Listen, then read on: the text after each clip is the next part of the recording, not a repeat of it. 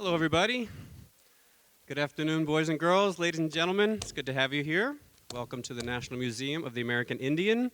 This is our Rasmussen Theater. It's good to have you here. You're in for a very special program today. We have Mr. Ed Tiulana originally from the Anchorage area of Alaska, and his family is from the northwest part of Alaska at a place called King Island, and he will tell you about that. It's like a big rock in the sea. A lot of cliffs and crags, and has its beauty in its own kind of rough, natural way. And Ed is joining us this weekend with some dancers from a group called Emamsuat that are doing some Sugpiaq and Inupiaq style dancing. They will be performing here Saturday and Sunday as part of our Out of Many festival. And two of the members of the group, Lauren and Ed, are both storytellers. So they're going to share stories, but today we're featuring Ed right now. And you may know that we're celebrating this festival as part of the festivities this weekend for the inauguration, the second inauguration of President Obama, and also in honor of Reverend Martin Luther King, whose heritage we celebrate on Monday. So for instance, today in our program, we're featuring a lot of Native storytellers and performers, and then this weekend, in addition to some Native performers, we also have folks representing other cultures from around the world. So if you can join us physically for the programs, please do so. If you can't, a lot of our programs will be live webcast. So you can just go to our webpage and click on the link for the Out of Many Festival, and you will see how to see the programs with the live webcast. At the end of Ed's storytelling today, if we have time, Ed will certainly entertain a few questions if you'd like to ask him about his regalia or his culture or what it's like to grow up Native in today's world. Whatever you want, Ed's a good guy and he'll be happy to answer your questions. So with that said, I ask you to all please join me in welcoming Mr. Edward Tiulana.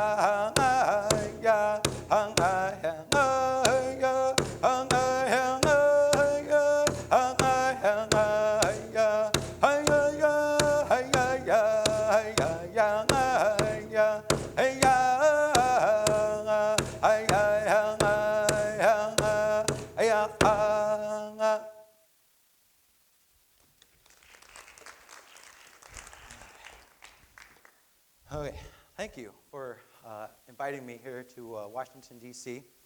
This is my second time being here. First time was a long time ago. I came here with my dance group from King Island. We came here way back in 1988, and that was for the opening of the Crossroads of Continents over at the Smithsonian.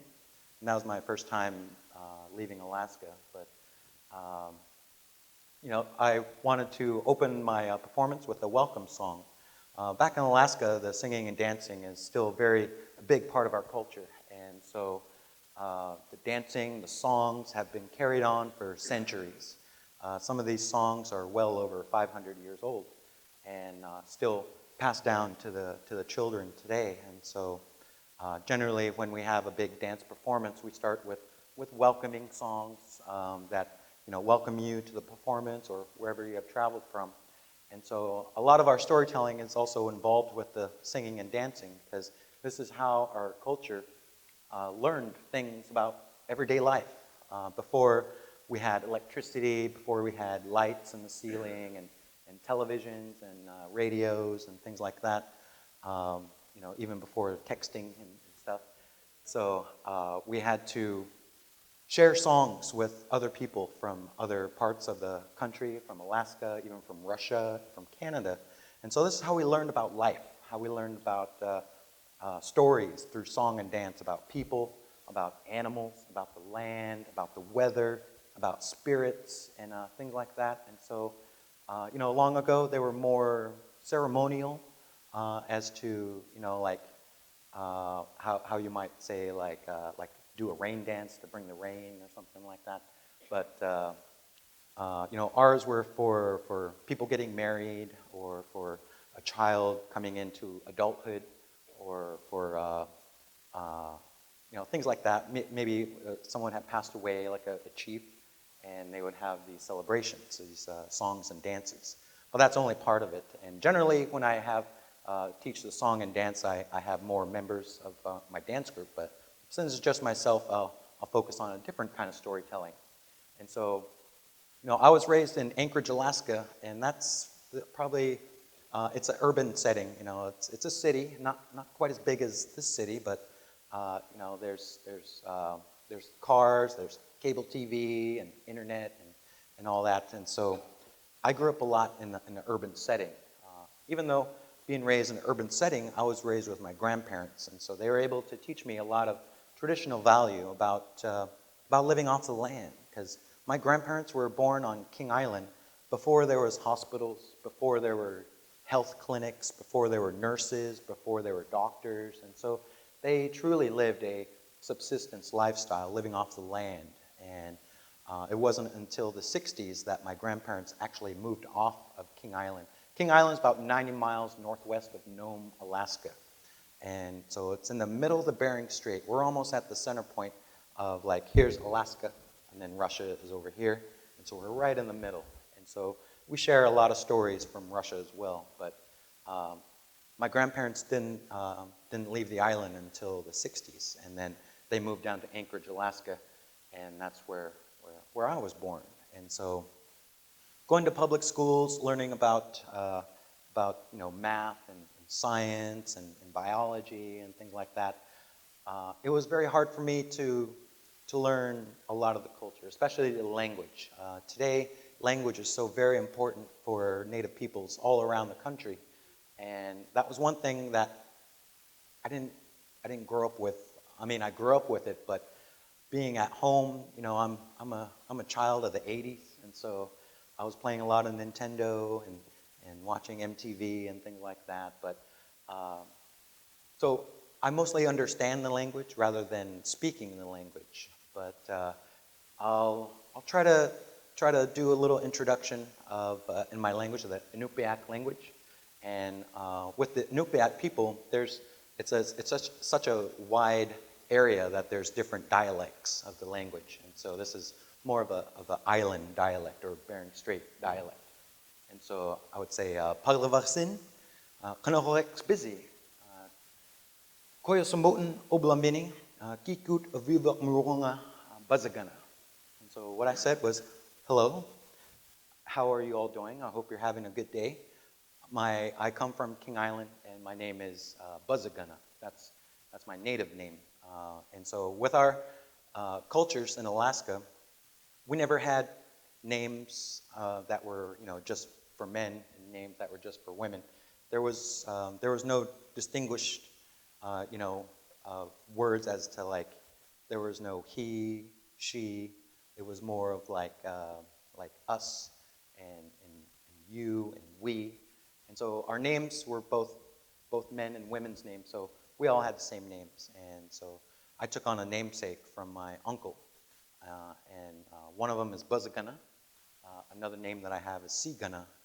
And then, one person can have many names. One of the things that I heard was someone who has many names is that sometimes they forget who they are. Or a person who has many names is able to share with so many people. And so I don't forget who I am. And I do like to share my culture. And so when I was growing up, I learned a lot from my grandparents, especially my grandpa. My grandpa is probably my most inspirational person in my life. And he showed me everything there is to know about the singing and dancing and the drumming. And he was also an ivory carver.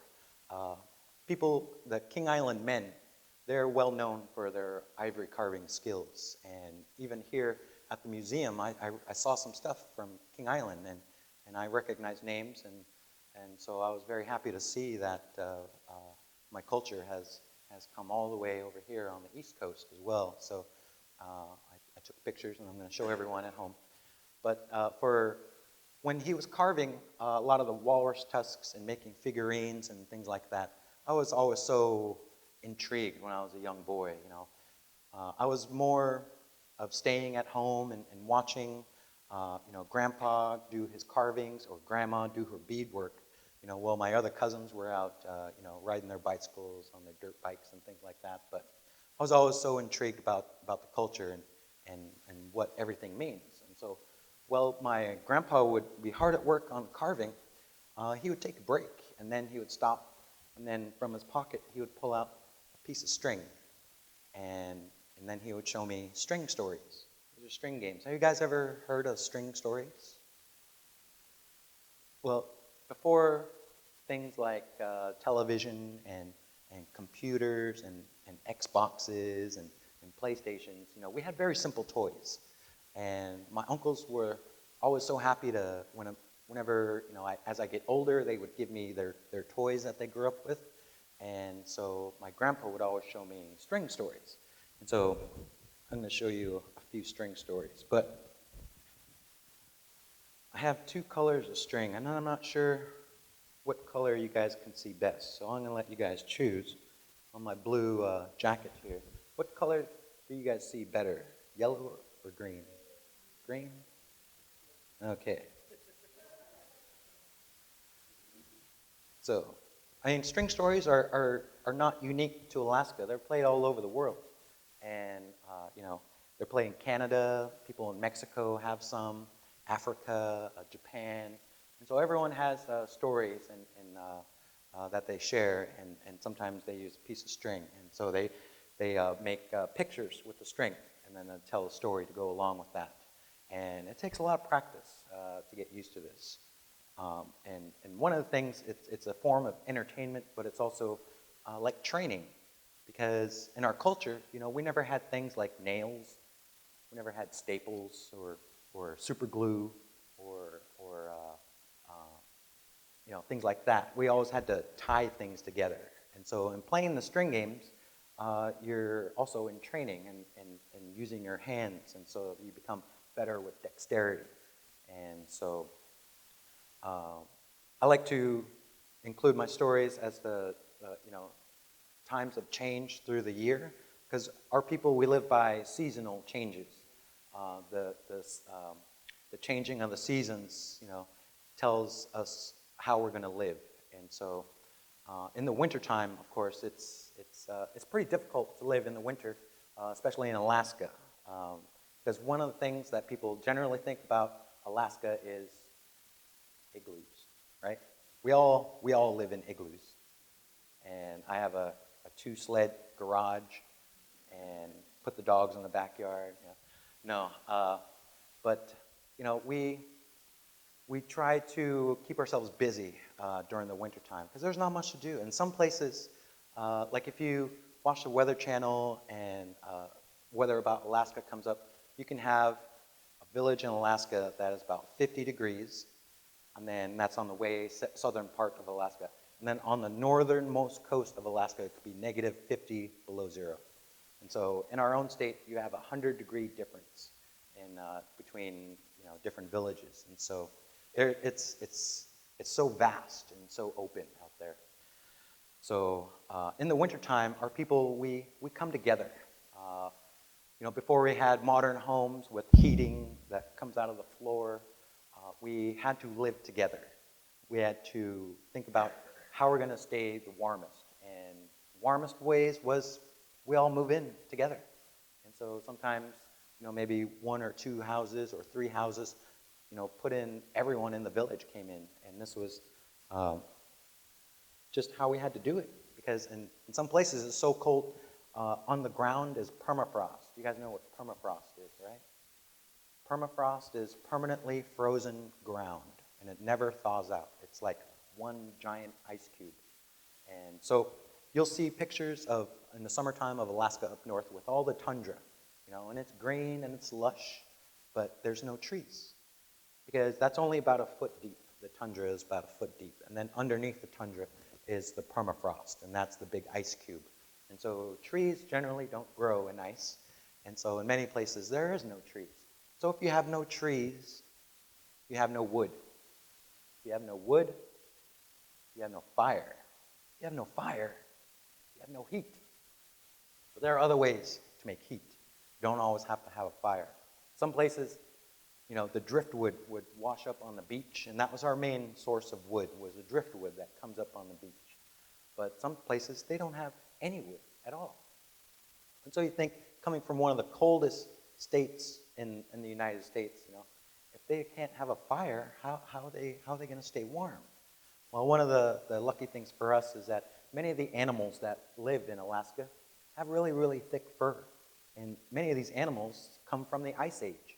Animals like polar bears and caribou and muskox and the whale and walrus. And these animals, we need these animals. We can't survive without them.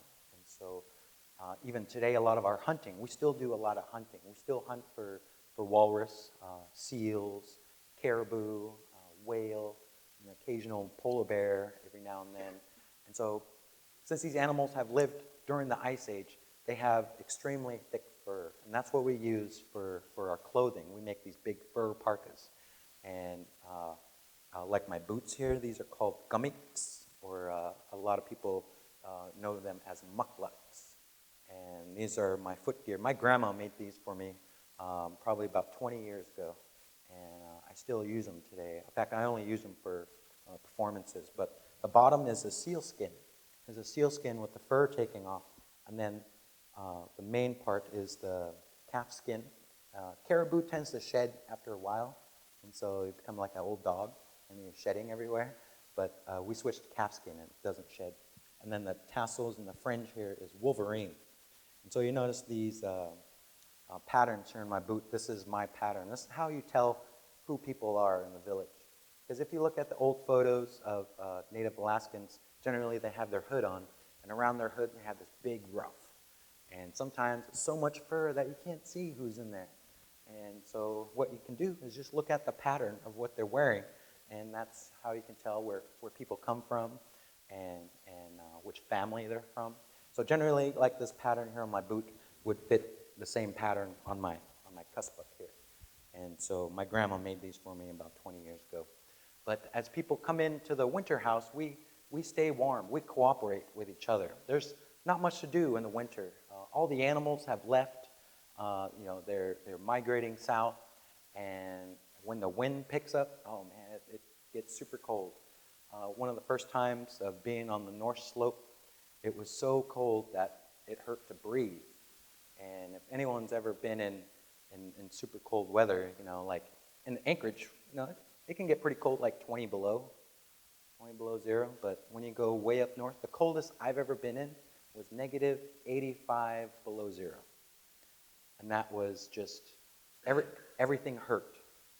It wasn't just your face or your cheeks. Everything hurt. And so that was an eye-opener for me. That was the first time I've ever been that cold. And that's when I had a new respect for my grandparents who grew up in that type of environment, And so people have to come together, and they live together for the winter, and they share, and they help each other. So in the wintertime, we have a winter house. And so what I'm going to do is I'm going to make a house. And this is where the people stay. This is the winter house. And so when I open my hands, you'll see a picture of a house in the middle. Okay?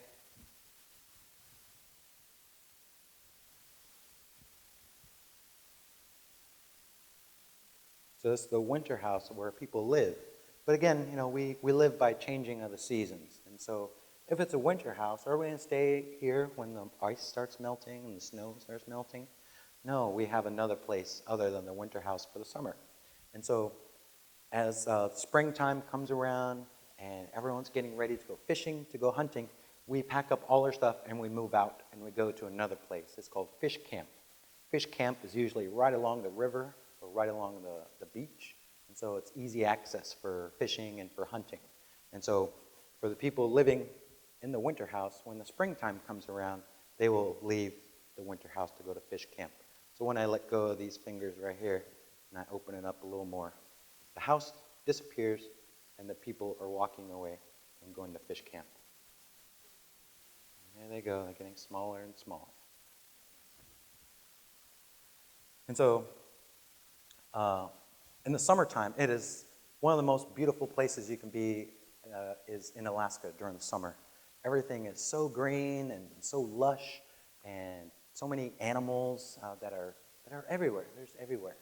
And so, summers are great because the sun comes up, and the sun comes up way early in the morning, like 5:30 in the morning, and it doesn't go down till about 11:30 or midnight. And so we've got tons and tons of daylight. And that's good for all the animals and for all the plants and stuff, but also something else that many Alaskans have to deal with during the summertime. You guys know what that is? That's right, it's the mosquitoes. And for some reason, it seems like mosquitoes they're bigger in Alaska. Everything is bigger in Alaska. And so when you're walking out on the tundra, after all the ice and snow has melted away, since there's permafrost underneath the tundra, the water doesn't seep into the earth. I mean, it'll seep in as far as it can go, but once it hits the permafrost, then it just gathers and gathers, and then a pond is created, or a big lake, or something like that. But that's good for the ducks and the geese, but bad for us, because that's where the mosquitoes come out. And sometimes when you're walking out on the tundra, you'll see these little clouds just above the tundra. And it's not fog. It's millions and millions of mosquitoes. And that's one of the reasons why caribou are always traveling. You won't hardly ever see a caribou standing still unless he's eating. And so caribou are always migrating, because if they stop, they're going to get eaten alive by the mosquitoes. I've been told that a caribou can lose up to a quart of blood a day, and that's from the mosquitoes. And so we have to deal with the mosquitoes. So my next game is going to be a mosquito, the Alaskan mosquito.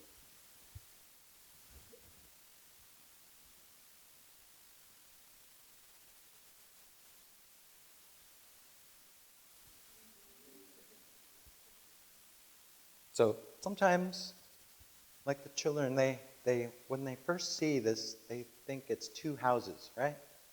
Yeah, it looks like two houses. But the two triangles on the top are the wings of the mosquito. And the two lines going in the middle, those are the feet of the mosquito.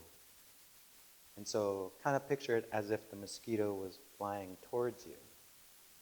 And believe it or not, this is the actual size of how big the mosquitoes get. I'm just kidding. They don't really get as big. But they are resilient. And so you try to catch the mosquitoes. You think I got it. No, I got it. Nope. Bzzz. He's over here. No. Did I get him? Let me look. Bzzz. Did I get him? Oh, no, let me check. Bzzz. And then he flies away. And so mosquitoes, there are a ton of mosquitoes during summertime. Bad for us, but good for the animals, like the birds and the ducks and the geese. We get millions of seabirds that come for the summertime, duck season and all that. And so the mosquitoes are food for the animals, like the ducks and the geese, and also the fish. And so Alaska, we do a lot of fishing, and it's a staple part of our diet. And this past summer was a very poor fishing season. And so a lot of people had to struggle with keeping their fridges full of food. But for mosquitoes, for the fish, the mosquitoes are fish food. And so this is my next game. This is about the two fish swimming in the water, chasing the bugs.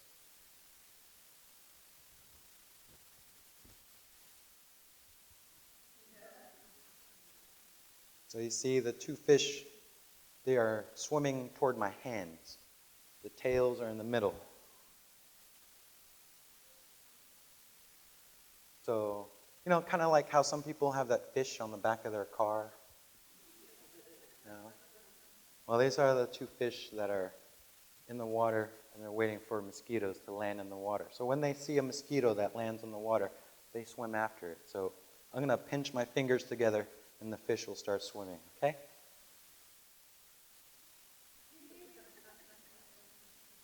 There you go. Get smaller and smaller.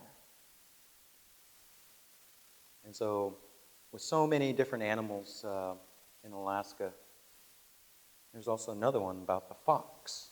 And there's the common red fox that you see even in Anchorage around town. Sometimes you'll see foxes running around the streets or on the bike trails.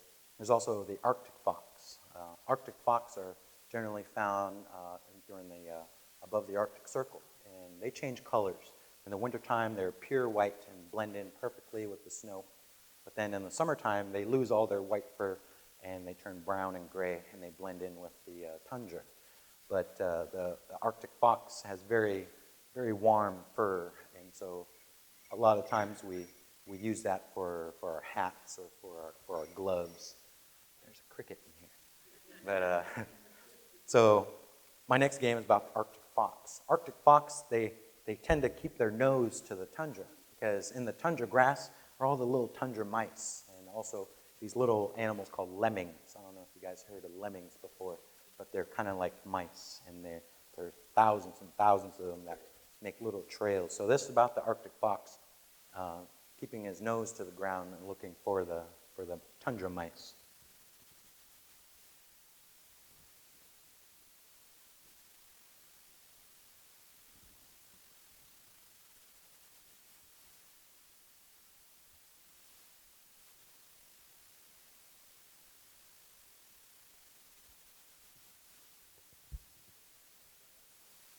So sometimes this doesn't come out. If you don't pull the right string, then sometimes your picture doesn't come out.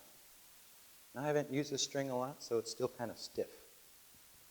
But on the finished part of this game, the tail will be on the left side on the top string, and on the right side, and then on the left side, you'll see the fox's head towards the ground.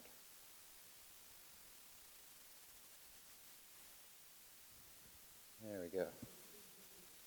So you can see the fox with his head towards the ground, and he's sniffing around, waiting to scare the mice. And then when he finally finds the mouse runs away, and then the fox has to chase him. And so I wiggle my fingers, and the fox chases him after the mice. And so with many of the different animals in Alaska, one of the cool things, if you come visit our state, especially during summertime, we have so many nicknames for our state of Alaska.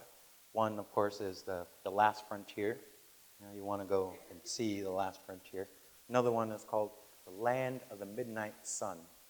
And so when you go above the Arctic Circle, that's where you'll see 24-hour daylight. The sun will never dip below the horizon. In one of the videos that we have where I work at the Heritage Center back in Alaska, they have the time-lapse video of the sun is over here. That's the screen, right? And the sun is over here, and then here's the horizon. And the sun's coming down, and then it skims the horizon, and then it goes right back up. And so we have 24-hour daylight. And we have to make the most of that and get our food caches ready fill it up before the first snowfall comes. So this next game is one that my grandfather taught me, which is the land of the midnight sun. And so this will be a picture of the mountains with the sun in the middle.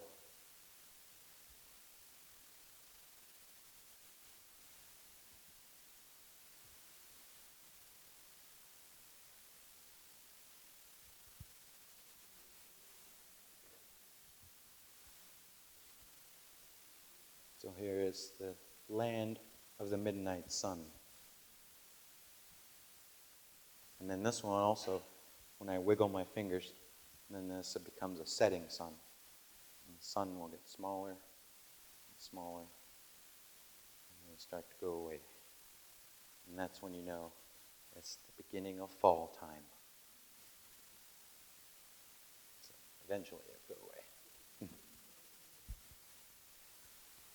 And so, during the cycle of seasons, that's how we, in some ways, still live today. But, a lot of these games the string games that I learned, I started to learn when I was a child, when I was about maybe 10 or 11 or 12. So it took me a long time because, first you have to learn to use your memory into which string goes on which finger. But after a while, it just becomes easier and easier and easier.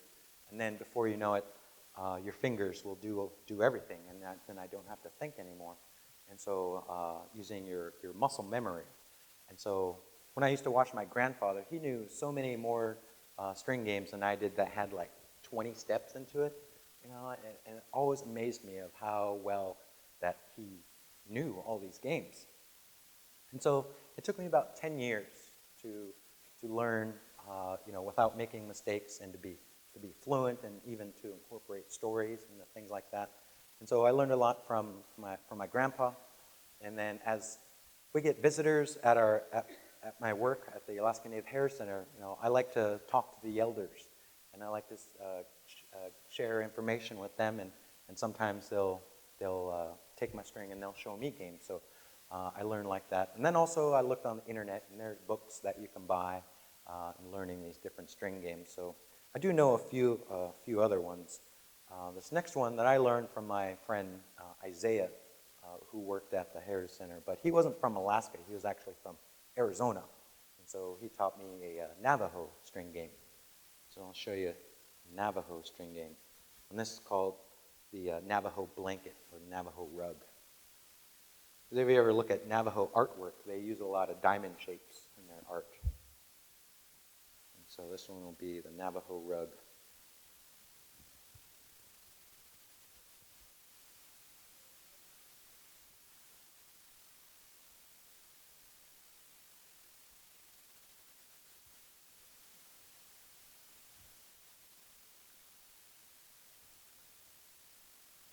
So here's Navajo rug. And then on some of the games, you can either have a moving picture, or you can go from one game to the next, kind of like the other one that people seem to know. It's called Cat's Cradle. You guys ever played that before? Yeah, where you can go from one to the next. And this one, you can do the same thing. And so I put my fingers here right on the end, and then I can take this part off, and take these off, and I open it up. And this becomes the gates. But sometimes it gets all tangled up. That one messed up. But then I ordered this book online, or we have a book at the Heritage Center with native string stories. And so I learned this next one, and it's about making a heart. Let's see if I can remember it.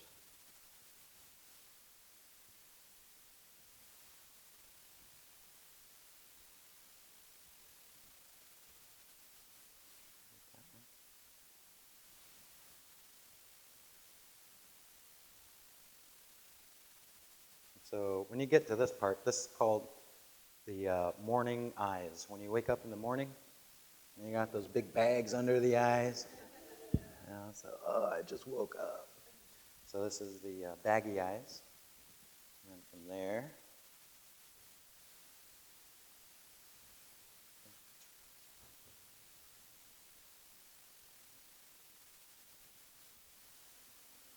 here it is.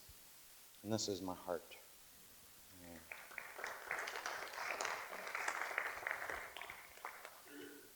And so, everything that we did growing up, we did for a purpose. And sometimes, it may have been like training. And our elders were so smart that when they did make something like this, sure, it was training, but they made it fun. And so, everything had a purpose. There was a meaning behind it. And as you're getting older, you have to keep your bodies in good shape and in good form, because winters, they definitely take a toll on you, that's for sure. And so we always had to keep ourselves occupied. Have you guys ever heard of cabin fever? Like, especially when it gets so cold that you're not going to go outside. Some of the storms are really bad, and that we would be stuck inside for a week, maybe 2 weeks. And then, after 2 weeks of being stuck inside, you feel like a caged animal, And so you have to keep your mind occupied. That's why we do a lot of artwork.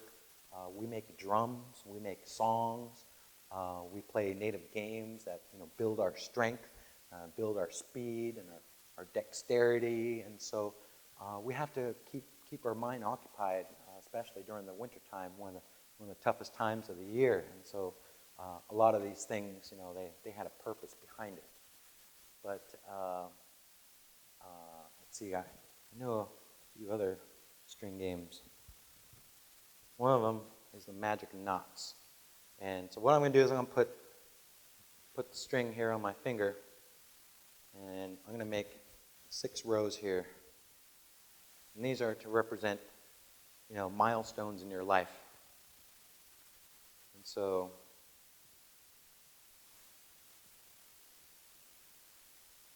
like the first level here is about going to school, getting an education. After you graduate high school, what's the next step? To go to college, right? Get an education. And so once you that's a milestone in your life. And then once you graduate college, then you move on to the next big thing, which is get a job. Now you gotta get a job. And so you get a job, and now you are a manager somewhere or something like that. And so now you're making all this great money. So the next thing to do after you find a good job and make good money is, get married. Start a family. And so that's the next step in starting your family here. And so, so there's high school, college, married. Yes. And so then, you got to find the right spouse. You got to find your husband, your wife, and start a family. And so then the next step, let's see, of course, is having kids. And so you have kids, and you got to raise them right. And you got to teach them well. And then after you have kids, now is retirement. Now is time to retire. And then the last one is to go on your adventures, to do the things that you want to do in life. But all that doesn't come for free, right? We pay for it. We pay for it in amount of money. We pay for it in amount of stress. We pay for it in giving time to people. And so during these times, sometimes we get lost. Things that attribute to giving us hard times. Oh man, I'm having such a hard time right now. I lost my job, or I lost my house, or something like that. So sometimes, you have a problem, and so you have to take that off, and then it comes down here. So you tend to not think about it, right? You kind of put things in the back, like, oh, I can take care of that later on, But right now, I just got to get this thing done. I gotta get my job done, So the problem can wait. So you put it behind you, right? And so now that you're working so hard, you're not spending time with the family. And so the kids miss you. And so the family misses you, your spouse, your wife, your husband. And that's causing problems at home. But you still have a good job. You still have a house. But then you put that behind you. And that only gets worse with the other problem that you are trying to solve, with your job. And now your job is getting in the way, and now that is affecting your family. And so you tend to, something else is more important, so I'm going to put that on the back burner. But you do that, and then things tend to get a little more tangled up. And so, through college, college was fun. It was one of my best times of life. That was when I learned about everything, about people from other places. Even, so there's a lot of good things in life that you can learn from college. There's a lot of bad things in life that you can learn from college. Maybe you had learned about alcohol, or you learned about drugs and things like that.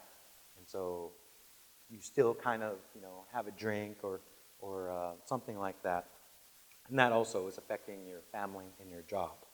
And so you have a problem that you might have, a habit that still continues from the college days, And then before that,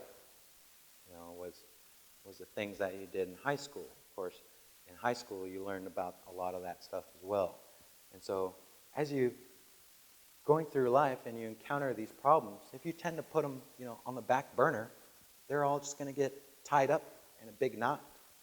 And then before you know it, when you take the last one off, this is the problems that you're dealing with. No one can fix that. You're looking at this and you're saying, well, that's just a big mess.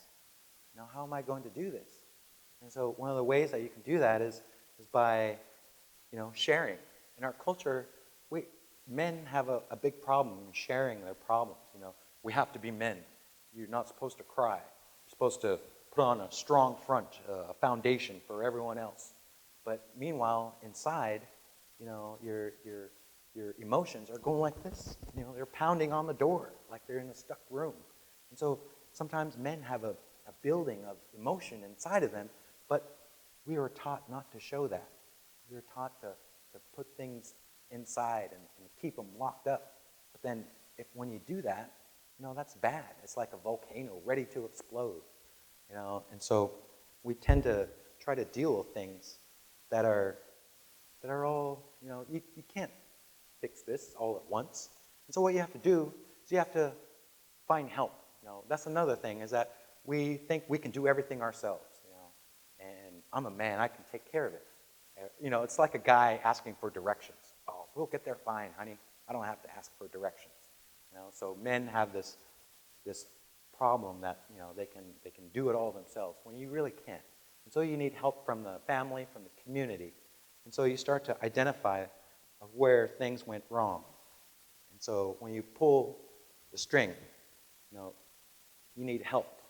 You need other people to pull with you. And so you identified one of the problems there. But sometimes it's getting too hard, so you need help. And then they help you. And then you identified another problem. So this is the first step of trying to figure out, how to fix everything. And so you keep pulling, you keep finding help, and you start to identify the problems in your life of where it went wrong. And then when they're all spread out like this, now it's easier to fix these problems. Do it step by step, one by one. And so you've identified the problems. Now this is the part where it takes the strength of the family, of the community. Because when you start to receive help from the people, and that they're helping you pull through these difficult times, through a recession, through losing your family, through recovery from alcoholism or from drug abuse. And because sometimes it gets too hard by yourself, that you need help. And when you find help, then you're able to pull through all the problems, and then they'll all disappear, just like that.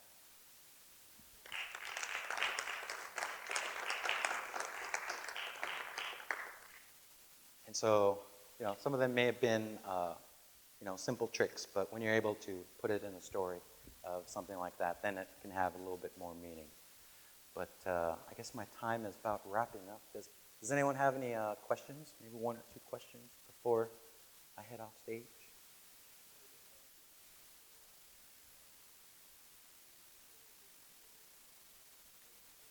That's a very good question.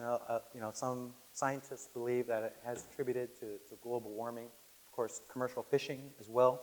Out on the Bristol Bay and Bering Strait area, a lot of commercial fishing happens out there, and Native peoples have said that it's mostly the commercial fishing or even global warming. And so it's hard to say. Maybe both of those factors have affected the return of the salmon, but it definitely was a very big impact last year, and some people are still trying to get through that impact. But we can't really pinpoint of what the real problem is.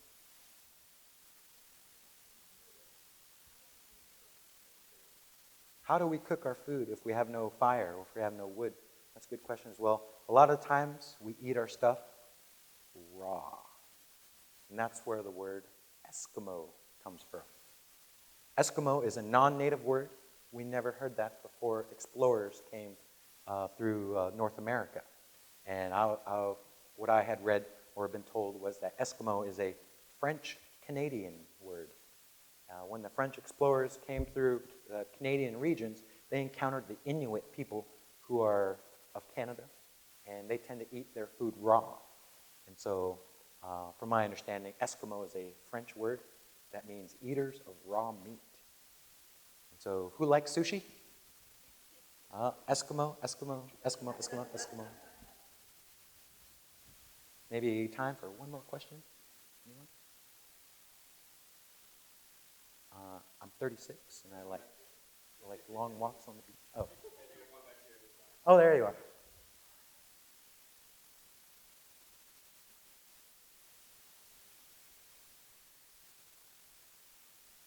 I recently started weaving. I'm becoming an artist as far as weaving baskets. Well, not baskets, but they're hats. And part of my other culture, see, my mom comes from the Inupiaq culture way up north, but my Tlingit side from my dad comes from Juneau area of Alaska. And they work with a lot of cedar bark. We have a lot of red cedar and yellow cedar. And we learned to thin down the wood and split it into little strips. And I started weaving. And so I'm a hat weaver now. And, you know, even though it's a lot of work, it really keeps my mind off of other things. And so generally when we're making artwork for somebody, you're always thinking, you know, positive things, good things, and then your artwork just comes out spectacular. But when you're like trying to do artwork while you're, you know, kind of depressed, then you start making all these mistakes and things like that. So I'm starting to do a lot more weaving myself, aside from the native games and the singing and dancing. And so I find it to be very soothing. Any other questions? Yes. Education and schooling. Nowadays, we're incorporating our own native languages, immersion schools, especially out into the rural areas of Alaska, the smaller villages. And they're starting to teach our own language, you know, the Yupik language, the Inupiaq language, and Tlingit language. You know, instead of having to take something like German or Japanese or Spanish, you know. And so we're finding a lot that, you know, our children are having you know, they have a yearning to find out who they are and where they come from. And incorporating our own language into the schools has really been a positive, you know, step for our children in knowing who they are and where they come from, because that's very important. Okay, one last question.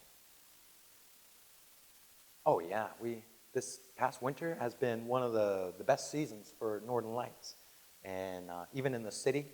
You know, like we get a lot in Anchorage, we get a lot of the glare from the street lights, but man, they've been really bright this year, and you could see them from Anchorage area. But when you go out to the smaller towns, like this town of Wasilla out there, man, the Northern Lights, they just cover the whole sky from one end to the other end, and it's one of the most amazing things that you can do. You know, so maybe if you can, you know, try to go to Alaska in the wintertime. Because the Northern Lights are pretty spectacular. But my time is up, so I hope you folks enjoyed. Oh. So thank you, but I will come back and I'll answer your question. So have a wonderful day.